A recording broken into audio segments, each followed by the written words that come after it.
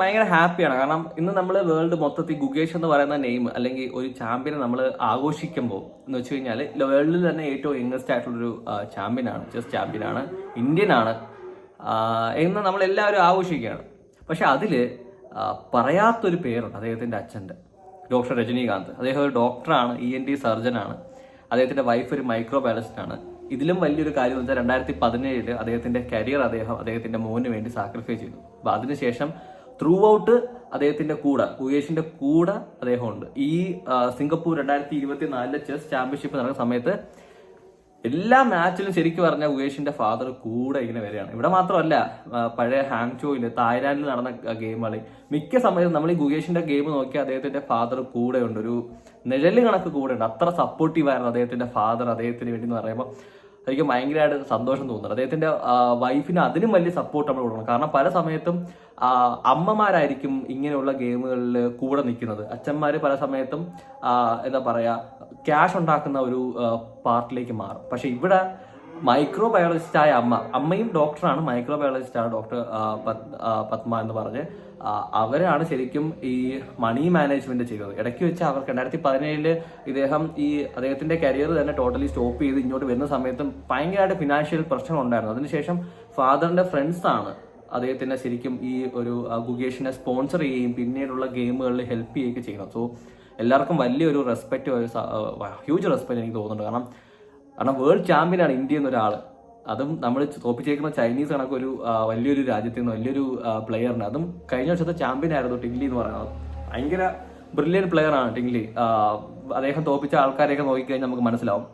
അപ്പൊ ടിങ്ലിയെ തോപ്പിച്ച് ഇന്ത്യക്കാരൻ വന്നു എന്ന് പറയുമ്പം ആ ഇന്ത്യക്കാരന്റെ വാല്യൂ, അതാണ് ശരിക്കും നമ്മൾ ചിന്തിക്കേണ്ടത്. നമുക്കൊരു കുറച്ച് ബ്രാൻഡ് ഉണ്ട് ഇന്ത്യയെ പറ്റി പറയുമ്പോൾ, പുറത്തോട്ട് പോകുമ്പോൾ. ഒന്ന് ക്രിക്കറ്റ്, 2 ഹോക്കി, ഇനിയിപ്പം ചെസ്സും കൂടെ നമ്മുടെ പേരിലാവും. കാരണം ഇനി അടുത്ത വരുന്ന ഗെയിം 2026 ചെസ് ചാമ്പ്യൻഷിപ്പിൽ അർജുൻ ക്വാളിഫൈ ആവുമെന്നൊരു ന്യൂസ് ഉണ്ട്. അർജുൻ ശരിക്കും പറഞ്ഞ അണ്ടർ എസ്റ്റിമേറ്റ് ചെയ്ത ഒരു പ്ലെയർ ആണ്. എനിക്ക് തോന്നുന്നു ഗുകേഷിനേക്കാളും മുമ്പോട്ട് വരാൻ അർജുന് സാധിക്കും കുറച്ചുകൂടെ കഴിയുമ്പോൾ. പിന്നെ പ്രജ്ഞാനന്ദയുണ്ട്, അതിന്റെ പുറകെ അനീഷ് സർക്കാർ എന്ന് പറഞ്ഞുകൊണ്ട് 3 വയസ്സുള്ളൊരു കൊച്ചും കൂടെ ഉണ്ട് ശരിക്കും ചെസ് വേൾഡിലേക്ക് വരുന്നത്. സോ എല്ലാവരെയും കൊണ്ട് എനിക്ക് തോന്നുന്നു ദ വേൾഡ് ഓഫ് ചെസ് എന്ന് പറയുന്നത് ഇനി ഇന്ത്യൻ ബ്രാൻഡായിട്ട് മാറും. ഒരു സംശയവും ഇല്ല. കാരണം അത്രയ്ക്ക് ടാലന്റഡ് ആയിട്ടുള്ള കിഡ്സിന് ഇപ്പം വരുന്നുണ്ട്. അവർക്ക് ഓരോ ഓപ്പർച്യൂണിറ്റി ഉണ്ട്, അവരെ സപ്പോർട്ട് ചെയ്യാൻ ഫാമിലി ഉണ്ട്, നമ്മളെ കണക്കുള്ള ആൾക്കാരുണ്ട്. ഞാനൊക്കെ ഒരുപാട് സപ്പോർട്ട് ചെയ്യുന്നുണ്ട് ഇവരെല്ലാവരും. സോ ഗുകേഷ് എന്ന് പറയുന്ന വലിയൊരു എന്താ പറയാ വേൾഡ് ചാമ്പ്യൻ, അതിനപ്പുറം ഒരു ഹാപ്പിനെസ് നമുക്കില്ല. ഇന്നലെ ഫുൾ ഗെയിം ഞാൻ കണ്ടുകൊണ്ടിരിക്കുകയായിരുന്നു. അതിന്റെ റിവ്യൂ പറഞ്ഞാൽ 11-12 ഒക്കെ മാച്ചിൽ വലിയൊരു പ്രശ്നം ഉണ്ടായത് ഗുകേഷിന് ടൈം മാനേജ്മെന്റ് ആയിരുന്നു. ടിങ്ലി ആ സമയത്ത് നല്ല രീതിയിൽ ടൈം മാനേജ്മെന്റ് എടുക്കുമായിരുന്നു. കഴിഞ്ഞ ഗെയിം തന്നെ ടൈം മാനേജ്മെന്റിൽ ശരിക്കും പറഞ്ഞാൽ ടൈ അപ്പ് ചെയ്ത സമയത്ത് ശരിക്കും നമ്മൾ പേടിച്ചിരിക്കുന്ന സമയമാണ്. കാരണം ടൈമിൽ ടിങ്ലി ഒരുപാട് മുന്നിലായിരുന്നു ലാസ്റ്റ് കളിയിൽ. പക്ഷെ ഇന്നത്തെ ഗെയിമിൽ ഒരു 10 മിനിറ്റ് വെച്ച് നോക്കുന്ന സമയത്ത് ടിങ്ലിക്ക് 10 മിനിറ്റ് സമയം മാത്രം ബാക്കിയുള്ള സമയത്ത് ഗുകേഷിന് ഏകദേശം 1 hour പ്ലസ് ഉണ്ടായിരുന്നു. സോ അത്രയ്ക്ക് വലിയൊരു ടൈം മാനേജ്മെന്റ് ഗുകേഷ് ഇത്തവണ ചെയ്യാൻ ശ്രമിച്ചു. രണ്ടാമത്തെ മോസ്റ്റ് ഇമ്പോർട്ടന്റ് ഈ തന്നെ ലാസ്റ്റ് ഗെയിമിൽ ഒരു 47th മൂവ് മറ്റോ ആയിരുന്നു തോന്നുന്നു, ടിങ്ലി റൂക്കിനെ ഒരു സാക്രിഫൈസ് ചെയ്തു. ശരിക്കും അനാവശ്യമായ ഒരു മൂവ് ആയിരുന്നു അവിടെ ആ ഒരു ടൈമില്. അത് ശരിക്കും ഗുകേഷ് ആ ഓപ്പർച്യൂണിറ്റി എടുത്ത് അതിനെ കട്ട് ചെയ്യുകയാണ് ചെയ്തത്. അതിനുശേഷം ഒരു ബിഷപ്പിന്റെ സാക്രിഫൈസ്, അതോടുകൂടി ഗെയിം ടോട്ടലി ഗുകേഷിന്റെ കയ്യിലെത്തി. അപ്പൊ ടിങ്ലി ചെയ്ത കുറച്ച് ബ്ലണ്ടേഴ്സ് കഴിഞ്ഞ 2-3 ഗെയിം നമ്മൾ നോക്കുമ്പോൾ ഗുകേഷ് ജയിച്ച 5-6 ആയ സമയത്ത് 6 ആവുന്ന ഒരു ഗെയിം ഉണ്ടായിരുന്നു. ആ ഗെയിമിൽ ഇതിനൊക്കെ വലിയൊരു ബ്ലണ്ടറാണ് ടിങ്ലി ചെയ്തത്. ആ ബ്ലണ്ടർ കാരണമാണ് അന്ന് ഗുകേഷ് ജയിക്കുന്നത്. ബ്ലണ്ടർ ഇൻ ദ സെൻസ് ഗുകേഷിനും അത് മനസ്സിലാവണം. ഗുകേഷും ഒരു ബ്ലണ്ടറും ചെയ്യാതെ ഗെയിം കളിക്കണം. ചെസ്സിന്റെ വലിയൊരു പ്രശ്നം എന്ന് വെച്ച് കഴിഞ്ഞാൽ ഈ ടൈം മാനേജ്മെന്റ് മാത്രമല്ല, ഹ്യൂജ് സ്ട്രെസ്സാണ്.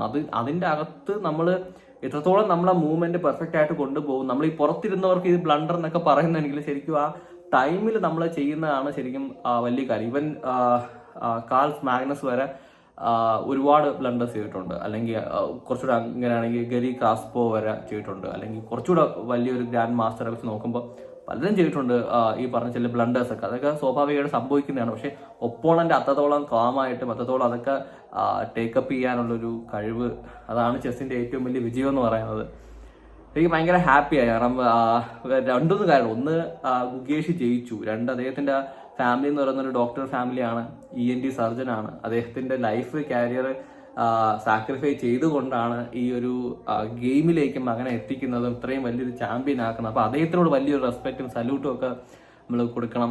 കാരണം ചെസ് എന്നൊക്കെ പറയുന്ന അറിയാലോ, ഒരു ഇറ്റ്സ് എ ഗെയിം ബിയോണ്ട് നമ്മുടെ കൺട്രോൾ ഉള്ളതാണ്. അതിനു വേണ്ടി ഒരു ഫാദർ സ്വന്തം മകന്റെ ഒരു ടാലന്റ് മനസ്സിലാക്കി കൂടെ നിൽക്കുക എന്ന് പറയുന്നത് തന്നെ ഏറ്റവും വലിയ കാര്യമാണ്. അത് നമുക്കറിയാം, ENT സർജൻ എന്ന് പറയുന്നത് അവരുടെ ലൈഫ് എവിടെ വരെ എത്താം, അല്ലെങ്കിൽ അവരുടെ കരിയർ, അവരുടെ മണി എല്ലാം ലൈഫ് സ്റ്റൈലൊക്കെ ഒരുപാട് മാറിയാണ് ശരിക്കും അദ്ദേഹം ആ ഒരു ഫീൽഡിൽ നിന്നിരുന്നെങ്കിൽ. പക്ഷെ അതൊക്കെ കളഞ്ഞ് ഒരു സെൽഫ്ലെസ് ആയിട്ട് അദ്ദേഹത്തിന്റെ മോന് വേണ്ടി അത് നിന്നെന്ന് പറയുമ്പോൾ വലിയൊരു കാര്യം. എനിക്ക് ഭയങ്കര സന്തോഷം തോന്നുന്നുണ്ട് ആ ഒരു ഗെയിമിൽ. പലർക്കും ഇത് അറിയത്തില്ല, ഈ ഒരു ഫാദറിന്റെ സ്റ്റോറി.